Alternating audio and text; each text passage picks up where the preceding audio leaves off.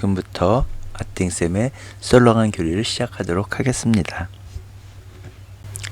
지금부터 부활 시기에 대해서 설명하도록 하겠습니다.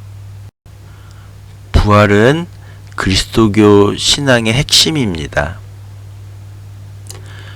부활은 우리 구원의 완성이고요. 그리고 부활은 단순한 소생, 잠깐 숨이 멈췄다가 살아나는 소생이나 아니면은 아예 다른 생명으로 태어나는 환생과는 다른 것입니다. 부활초의 숫자는 예수님께서 세상을 구원하기 위해서 오신 횟수를 나타냅니다. 그냥 우리가 일반적으로 사용하고 있는 세상의 달력, 그 숫자라고 생각하시면 되겠습니다. 부활 대축일과 성령 강림 대축일이 주일, 일요일이었기 때문에 우리는 구약의 안식일을 대신해서 우리 그리스도교 신자들은 일요일을 주님의 날, 주일로 지내고 있습니다. 가장 큰 축일인 부활과 교회가 시작된 성령 강림 대축일이 일요일이었기 때문에 우리 그리스도교 신자들은 안식일을 지키는 것이 아니라 일요일을 주님의 날로, 주일로 지내고 있습니다. 인터넷에서 몇 개 부활초 사진을 캡처해 봤는데요. 이거는 2014년도 부활초죠. 이거는 올해 거고요. 그리고 이거는 그냥 향덩이가 꼽히지 않은 건데 전래 사용할 때 보면 이렇게 향덩이가 5개가 꼽혀 있습니다. 나중에 설명드리겠지만 이 향덩이들은 예수님의 5 상처, 예수님의 오상을 나타내는 것입니다.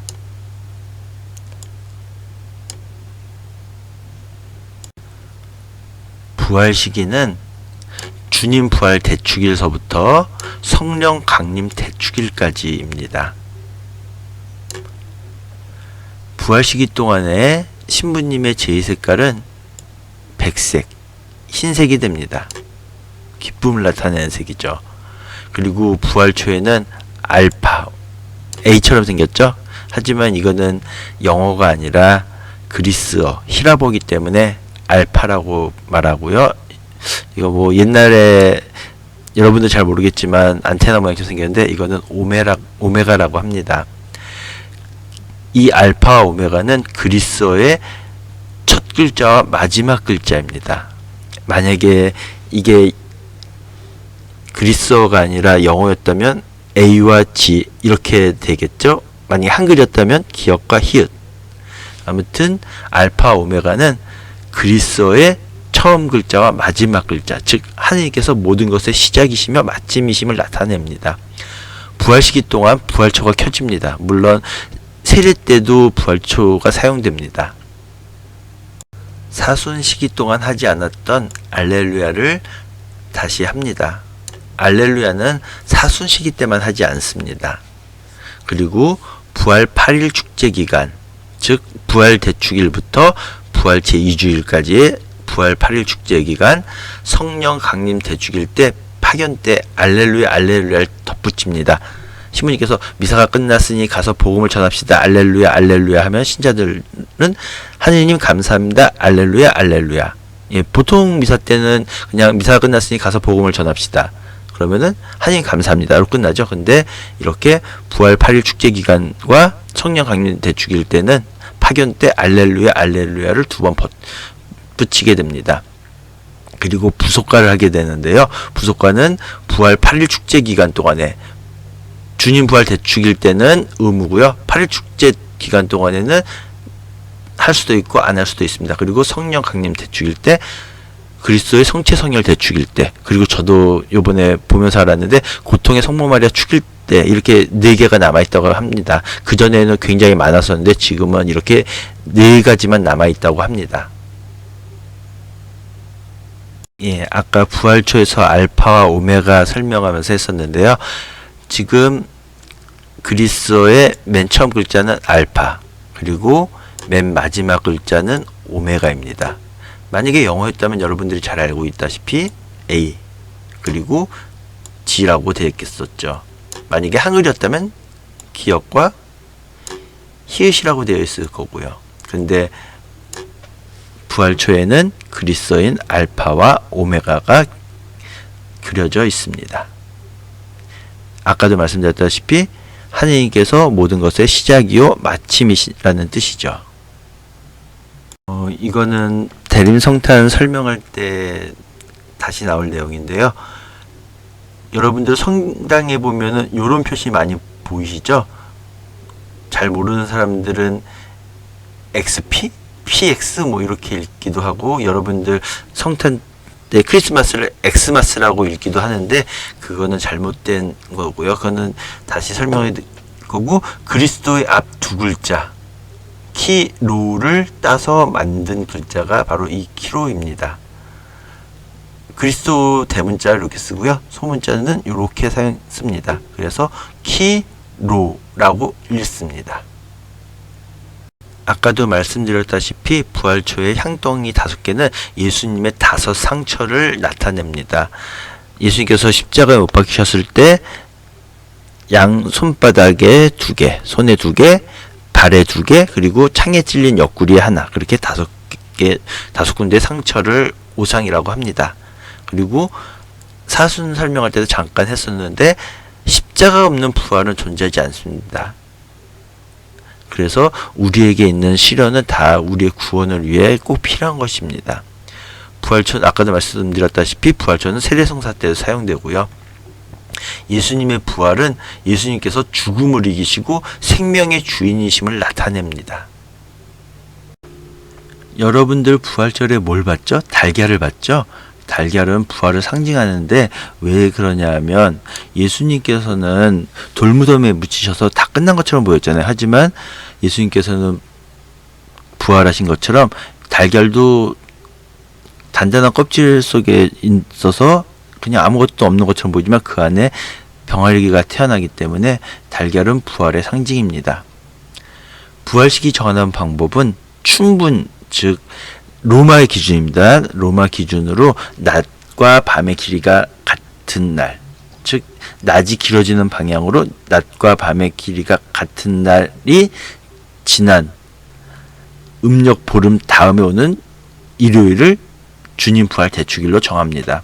그래서 부활이 가장 빠르면 충분히 음력 14일 금요일이 됩니다. 그러면은 음력 15일은 토요일이 되겠죠. 그 다음 날이 주일이기 때문에 가장 빨리 됩니다. 그다음 반대로 가장 늦게 부활 대축일이 잡히려면 충분히 음력 보름입니다. 그러면은 한 달을 더 기다려야 되겠죠. 그래서 한 달을 더 기다려서 음력 보름이 되는데 그날이 주일입니다. 그럼 또 그 다음 주일이기 때문에 일주일 더 뒤에 그때가 주님 부활 대축일이 됩니다. 그러면은 가장 늦게 부활 대축일이 정해지게 되겠죠. 여러분들 예수님께서 언제 돌아가셨다고 했죠? 여러분들 성삼위 전례 때 주님 순환 예식 언제 했나요? 성금요일 날 했죠. 예수님께서는 금요일 오후 3시경에 돌아가셨습니다. 근데 저희 부활대축일 언제예요? 일요일, 주일이죠. 그러면 생각해 보세요. 금요일 다음 날이 토요일, 토요일 다음 날이 일요일. 근데 금요일 오후 3시에 돌아가셨는데 일요일날 새벽에 갔더니 예수님이 이미 부활하셨어요. 그러면은 시간상으로는 48시간도 채 안 됩니다. 근데 우리 부활 며칠 만에 예수님께서 부활하셨다고 배우죠? 3일. 금, 토, 일, 토요일, 일요일. 이틀 만에 부활하신 것 같은데 왜 3일 만에 부활하셨다고 그래요?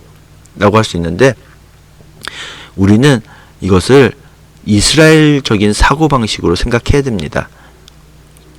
요즘 한국 나이를 대신에 그냥 만 나이 뭐 그렇게 사용하려고 하는 추세인데요. 한국 나이 지금까지 우리가 흔히 사용하고 있는 한국 나이를 생각해 보면 쉽게 알 수 있습니다. 만 나이로는 생일이 지나야지만 1살이 되죠. 그렇지만 한국 나이는 태어나자마자 1살이잖아요.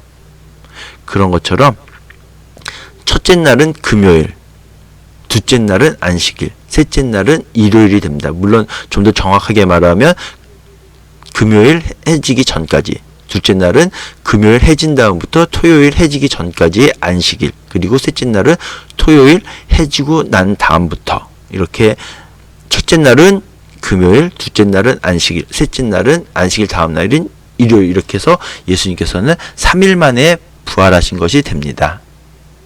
예, 이미 설명한 적이 있는 거기 때문에 빨리 그냥 넘어가겠습니다. 파스카 3일이 가장 위의 등급이죠. 그리고 부활시기의 주일은 대축일급이죠. 그리고 부활 8일 축제 내, 주님 부활 대축일부터 부활 제2주일까지 부활 축제 내, 앞서서 봤던 것처럼 부활시기의 주일은 대림시기나 사순시기의 주일처럼 대축일급이고요.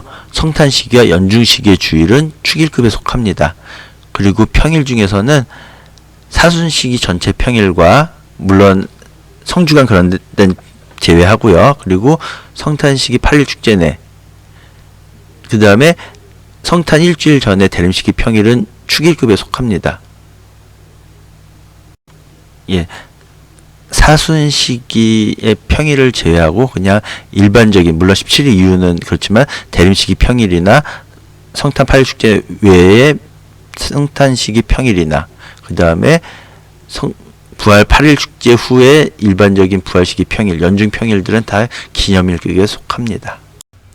지금까지 들어주셔서 대단히 감사합니다.